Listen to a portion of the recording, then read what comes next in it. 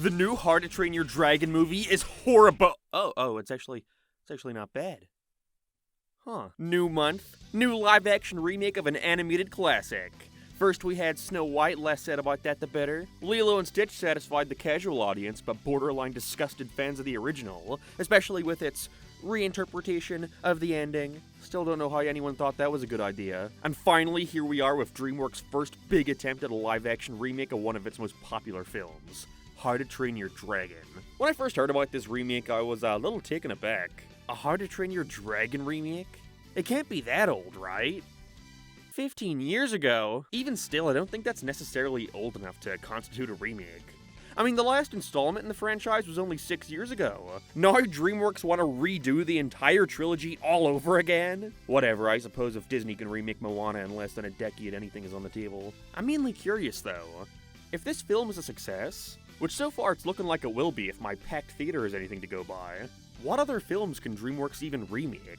Their movies were always a little more out there compared to Disney. I can't really see them finding a way to do a live-action retelling of Madagascar, Trolls, or Boss Baby. Who knows, maybe if Shrek 5 flops, they'll break their emergency glass and do a remake of the first one. The future sure looks bright. Either way, what surprised me most about this live-action How to Train Your Dragon remake wasn't how long it's been since the original came out, but instead, it's that it's actually supposed to be good. That's right, this didn't turn out to be some modern Disney-level disaster, and instead, a movie that remains incredibly faithful to the first. It's got a solid cast, the main kid who plays Hiccup does a great job. They even have Gerard Butler, who voiced his dad in the original, playing him here in live action too, and it works just as well as you could imagine. The CGI was surprisingly decent for the most part. There weren't too many moments where I was taken out of a scene due to weird, cheap lighting effects. The score was still great, although I am a music guy, I'm curious how others more familiar with the originals feel about it. But most importantly, they didn't end it with Hiccup's dad putting him in foster care. Nah, everything is as it should be. In fact, it's so close to the original that it makes me question what the point in even making it was. Aside from the obvious. I mean, dude, Dean DeBlah, the guy who wrote and directed the original movie, as well as this one, got the Hollywood deal of the freaking year. All he had to do was Control-C, Control-V the script, and there you go. Couple $100,000 right there for making the same movie again. There was a lot of speculation before release as to just how much would be directly lifted from the original, and while you would need to wait until a digital release to put them side by side, it is really goddamn close. Like, at least 90% of the shots in this film are lifted beat for beat from the original. And some may hear that and say, well, of course. The original is amazing, why try to fix something that isn't broken? Did you not learn from Lilo and Stitch? And to that I say, I kind of agree. In theory. But at that point, I'd have even less of a reason to watch this over the original. Don't get it twisted, because of how much of the film is translated pretty one-to-one, what you're left with at the end of the day is still a pretty good fucking movie. It's the exact opposite of Lilo and Stitch. Whereas that would not be anywhere near as well remembered or successful without the existence of the original to tug on people's nostalgia, How to Train Your Dragon's remake works completely on its own. When thinking about kids having to grow up with the new Lilo and Stitch over the old one, I'm like, fucking, that's horrible, you poor suckers. But if a kid were to grow up with this How to Train Your Dragon remake over the original, I don't think they're missing out on too much. Goes without saying, the original is still the better movie at the end of the day for two main reasons. One, the timing. For some reason, it is mandatory for every film to be at least 2 hours long these days, and so they had to find an extra 20 minutes to tack on to the original. It's actually been a little bit since I've watched the first one, and so I can't recall if there's any new scenes in here. If anything, a few scenes feel like they're just a bit longer now. That final battle, for example, seemed way more drawn out this time around, but maybe it was just the kid kicking the back of my seat that made things feel so much longer. Either way, I decided to go ahead and watch the first 30 minutes of the first movie again, just as a refresher before making this video. And the main thing I noticed was just how much slower all the interactions are. The original is snappy.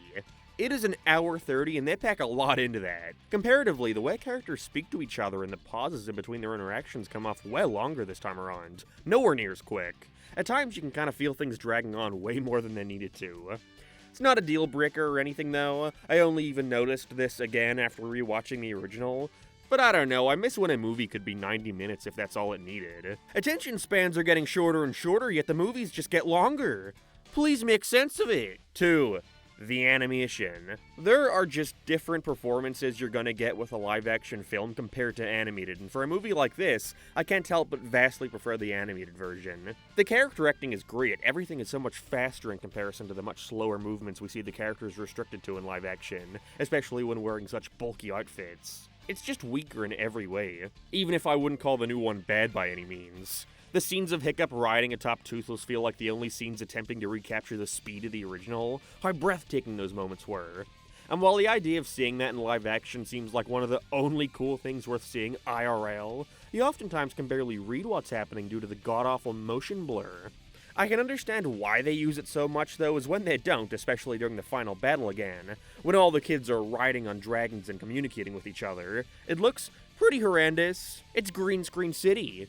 Not that I expected them to actually have kids riding atop real dragons or anything, even though it could have easily been done, but it just looked rather cheap at times, especially with the moments you would want to see redone in IRL the most. Like, I do see the merit in remaking a film like this in live action. I could see how it could be really amazing to a kid, and it does reach those heights at times, but the original is without a doubt the more consistent film visually, even if you can argue its animation seems a bit dated today, especially in terms of the lighting. I thought this fucking movie was the peak of realistic CG as a kid.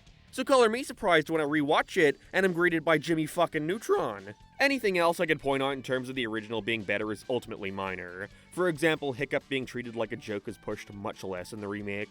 He's still considered the worst Viking in the village and all, but he's much less pathetic this time around. There are a couple times where they try to force the actor to stand in this, loser virgin pose, but it just doesn't work with this kid. He's got too strong a jawline to be a loser. Ultimately, though, and I want to open the floor to you guys with this because it's something I genuinely can't decide on, but is this film better or worse for not changing anything about the original? During the marketing, I saw folks shitting all over this movie for being a shot-for-shot remake, further highlighting the average person's lack of respect for animation as a medium, being unwilling to watch the original due to its outwards appearance of being nothing more than a kid's movie. Yet when it finally released, I've seen nothing but praise for it for being just that. For being so close to the first and not taking any risks. DreamWorks just reheated their old movie and everyone is sucking them off for it. Maybe Lilo and Stitch just scared everyone so badly that not fucking up the story was enough for folks to be happy. Or maybe the average person just doesn't care either way and just wants to watch the same film again through a slightly different lens. Yeah, no, that's probably it. But I don't know, I can't help but feel like I'm giving the film praise for doing the absolute bare minimum. Feels a little unearned. Not to discredit the hard work that undoubtedly went into putting this together, but at the same time, I still can't help but wonder if this just sets a bad precedent for the future of live-action remakes, if these are things that just have to exist. Although I feel like we're rapidly approaching the limits of what animated films even warrant live-action versions. Version is probably a better term for this movie over remake. It's the same fucking thing with a different skin. It just comes down to which version you prefer. Sure, the How to Train Your Dragon remake is good, but that's only because the original How to Train Your Dragon is good, and I don't really know if that's worth the praise. But clearly that's all people wanted to see.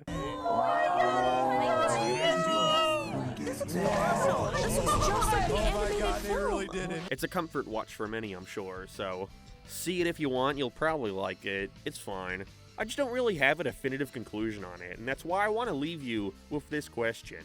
Would you rather a live-action remake of your favorite animated film that stays as true to the original as possible, just giving you the film again, verbatim with no changes, offering you nothing you can't get from watching the original, or a live-action remake of your favorite animated film that aims to offer something different, something you can't get from watching the first, a remake that tries something new, but that being at risk of removing the elements that made you fall in love with it in the first place? Comment below.